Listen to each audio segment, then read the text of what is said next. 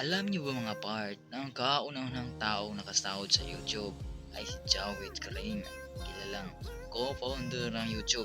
Siya ay nag-upload ng video noong 2005, April 23. At kung pag-uusapan naman natin mga part, ang vlogger na pinakauna nakasahod sa YouTube ay walang iba kundi si Shane Dawson, isang Amerikanong vlogger, filmmaker at YouTube personality. Siya ay nag-upload ng video noong unang March 2008 at mabilis siyang nakakuha ng katanyagan sa platform mga parts.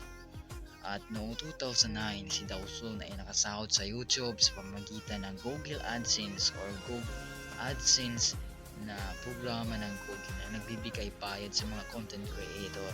At mga parts, salamat sa pagsama sa paglalakbay sa ating YouTube history. Subscribe.